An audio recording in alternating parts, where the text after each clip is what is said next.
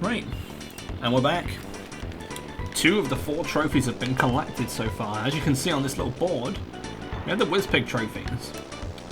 What happens when we get all 4? Well, if you don't already know, you'll find out soon enough. So let's head over to the Snowflake Mountain and grab that trophy. Again, love how the music changes whenever you go to a new area. I love that stuff in games, it's really fun. Snowflake Mountain. Right, let's go get this trophy. Trophy race. Everfrost Peak. Hey, Everfrost Peak. Not my favourite level, I will say. It's fine. It does its job. That job is being a plane level, even though you could pretty much just do this in a hovercraft.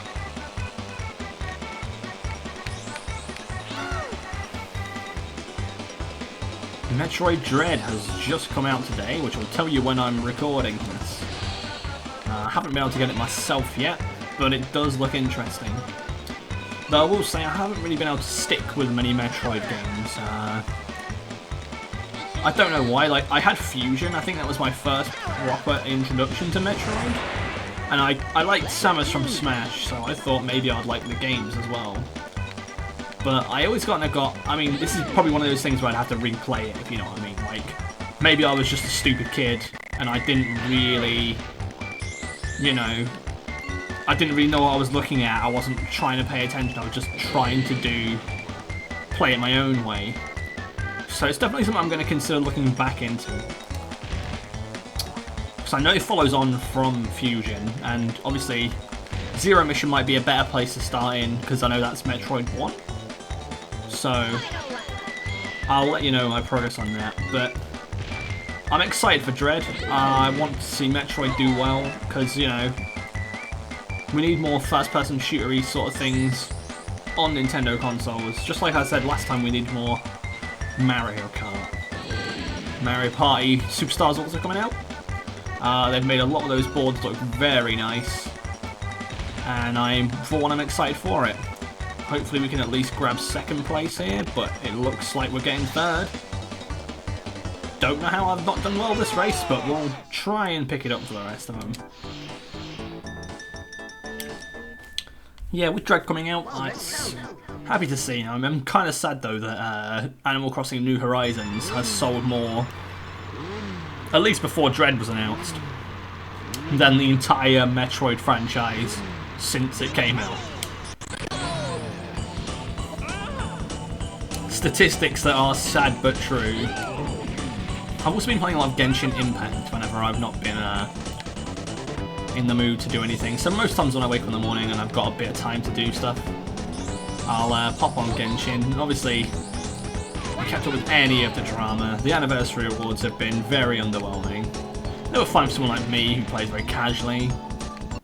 But, yeah, considering other gacha games do very much more for their communities, it's been sad to see.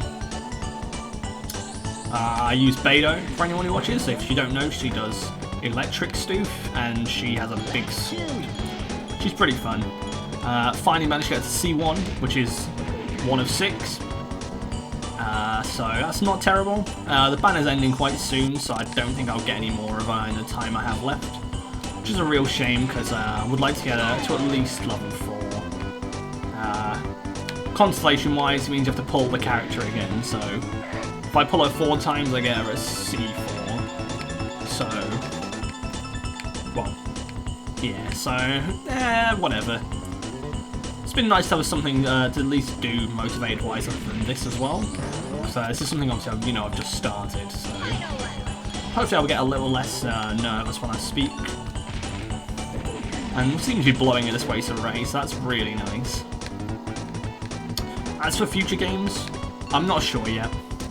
Once this one's done, I'll probably make a list of stuff.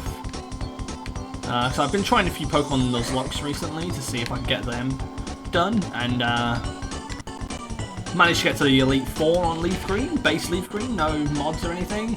Though I did change in the Impossible Evo, so if I got a Kadabra or a Machop, I'd be able to evolve them, and I caught neither, so it didn't matter at all. But I got all the way to the champion. Lost to a Charizard, so had to basically reset because I lost all my best Pokemon at that point. Might do just a casual playthrough of one of the games. I mean, ideally, if I could get a Switch capture card, I would love to have done Brilliant Diamond. Because whenever I play a game like that, I tend to try not to use Pokemon I've used before, so I get a bit more of a variety in the experience. Might still do one though, so we'll have to see. There's a few other games I'd like to just sit and finish. There are some games that I have on a list that I've finished this year, and some I would like to do more of. So I think for the time being, ow, I got crushed. Do something a bit quicker, so maybe like a basic, I was thinking last night actually, a Mario 64 speedrun tutorial for 16 star. Now, I'm no like super good expert, I don't know all the normal routes and all the special tricks, but I have managed to pull off a few 16 star speedruns, and using my beginner strategies, I feel like I could maybe get a few people who weren't necessarily interested, at least give them a bit of a pointer towards how you start it off, you know. So none of my strategies were any means like groundbreaking world record setting, but it was fun to be able to do, like, you know, some tricks like that, even with someone who's not necessarily the most competent gamer. It's nice to, you know, have a place to start. So that's something I was thinking of. Well, I don't know what else. There's a few things. If you have anything you would like to see me play through, you know, something I've never played before, maybe you could just leave a comment. Have a thing. I'm open to most games. I'm not really a massive fan of real-time strategy games. That doesn't include stuff like Fire Emblem or other turn-based stuff, but I'm talking more like StarCraft, you know, Halo Wars, those sorts of things. They're not really my genre. Happy to try out other games though, so again, any suggestions, leave them in. I'll have a comment to see if I can get around to doing it. Always looking for something to properly sit and get into, story-wise especially as well. You know, something like this I can just sort of take my mind off and just play and enjoy. It's something I can play when there's no one else to, I don't need to play with anyone else, you know. Like, I say, we've been playing with a few friends on Parsec on stuff, so Mario Golf Toadstool Tour, Mario Party, basically any of those games that you couldn't play locally. Like Power Stone was another one I tried recently, that was really fun.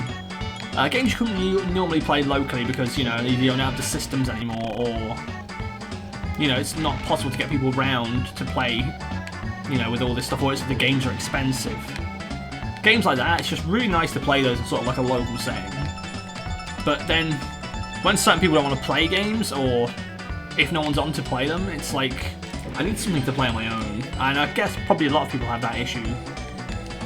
Because playing games like League of Legends and stuff is fun, but sometimes you just want to have something where you can just play on your own. You can have a bit of a relax. Something like a Skyrim or a Fallout is a very good, for example, of that. I've been playing through the Yakuza series as well. Zero is probably my favourite so far. I'm up to the third one. I still need to get the third one, actually. Yeah, because that, but I've been told it's like, obviously, because it's quite old. Because 1 and 2 have been remastered in sort of a newer engine, so they don't feel as bad. But 3 is sort of like that bridge point where the series just kind of was new enough they didn't need that big remaster. But it's old enough where it's probably not aged very well. If you've never played any of the Yakuza series, very good. I would definitely recommend playing. Also been playing some Deltarune, Chapter 1 and Chapter 2. I played Chapter 1 on the day it came out, and it was really good, and I was so excited. Then when Chapter 2 announced like a few weeks ago, and it was just like out of nowhere, I was ready to give Toby all my money, because the first one was really good, so I couldn't imagine the second one being that much better. You know, there's always a bit of pressure on when you have to release the second part of the game. And it was just amazing, and hopefully we get the next few parts all together, because the story's quite interesting. Again, if you haven't played it, I would recommend it 100%. I couldn't recommend it any more. The soundtrack's almost been on a constant loop in my head since I've started listening to it in terms of just anything.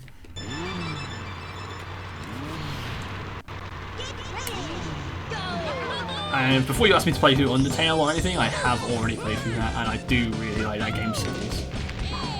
I'm trying to think of what I've got on Steam that I could probably stream, or at least play through. Nothing that comes to my mind, you know, like Death's Gambit. I've played through the entirety of that, and I know they've had a big expansion, but it's not something I'd want to necessarily record myself playing, because I've already sort of played through the base game, and just starting from the expansion would be a bit of a weird spot to just start, you know, a series like this on. So I'm going to give it a bit of a think, and again, any suggestions, feel free. I play a lot of stuff, and I don't tend to give up on games quite so easily. There are a few exceptions, but they're mainly just because the game is bad itself rather than, you know, not having fun. So yeah, I'm just a bit of a loss for ideas.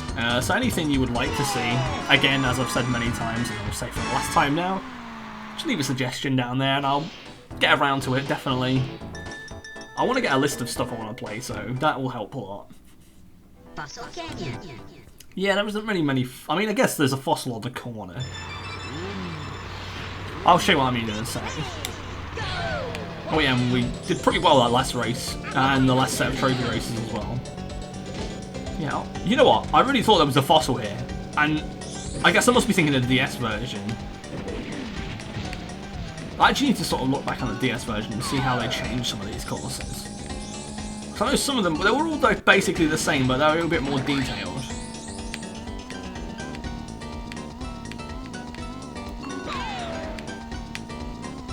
One thing I will say is though, I'm big a fan of Danganronpa. It's a visual novel series in the vein of Phoenix Wright. If you've never played those, I would also recommend those as well. There's a new one coming out in December, it's pretty cool. Definitely interested to see what it's about. So, I think I'm getting it on Switch though, so I probably won't be streaming it. And if I get it on PC, I might do. Already got a few favourites from there, so hopefully that'll be interesting as well. But other than that, yeah.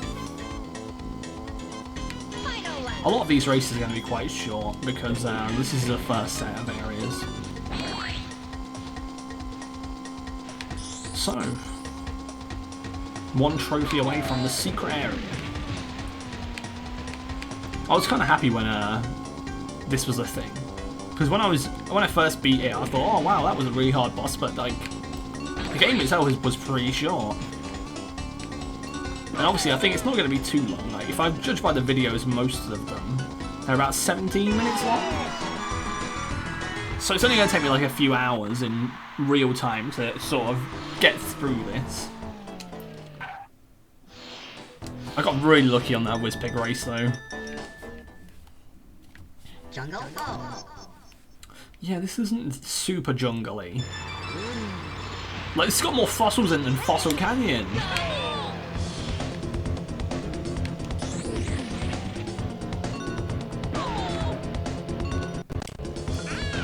Oh, this reminds me of another racing game I played when I was younger that I really like, but I don't know what possessed me to play it.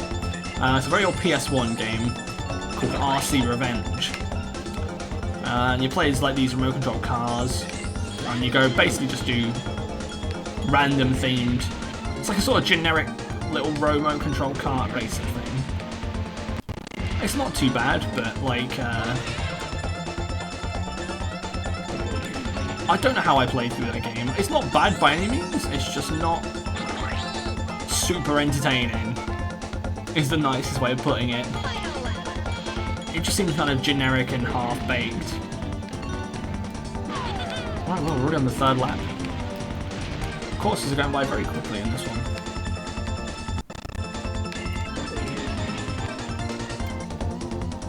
Again, would be recording this from my N64 if I had the means to, because I do own this game legally.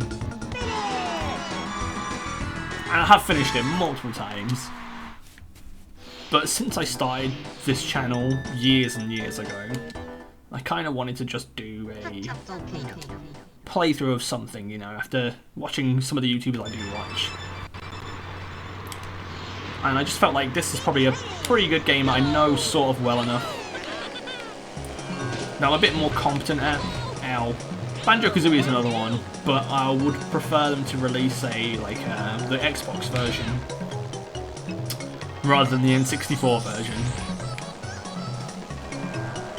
Because in the N64 version there's a glitch that I didn't know was a glitch. And I just thought it was the regular game.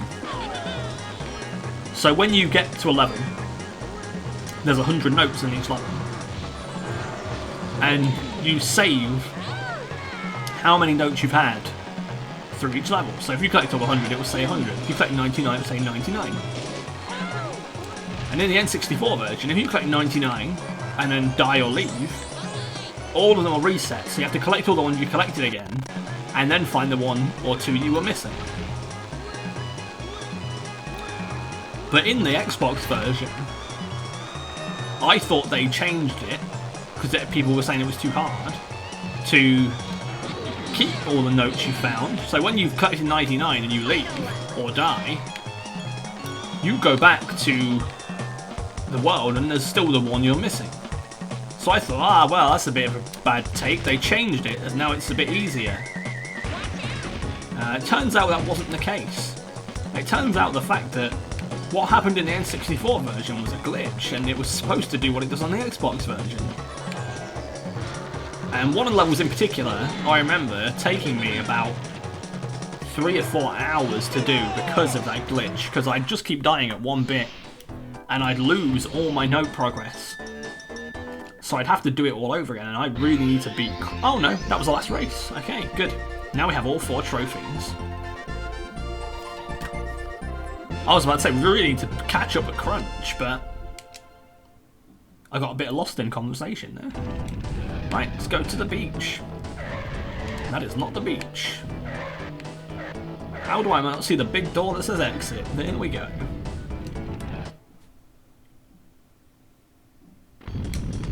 So after you get all the trophies, you'd think, well, a cutscene would have played, right? To show you what happens. And it will do. But right now we need to go fly over to the sign. Because it's like, hey, there's 4 trophy sign here. So what's the lighthouse? Well, hopefully it's going to work for me and not just not do anything. And make me look like a fool.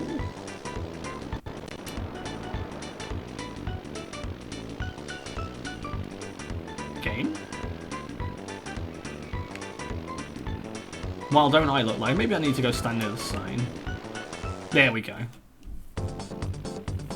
Right, so we get this little cutscene here. Okay, control.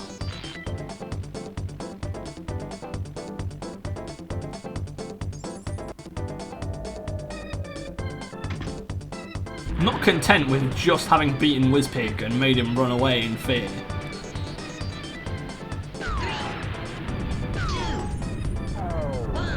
The lighthouse turns into a rocket, and we chase the man down into space. Because you got to remember at this point, he's already gone. And here we are, future Funland. And we will save this for next time. Hope you're having a good one and stay safe.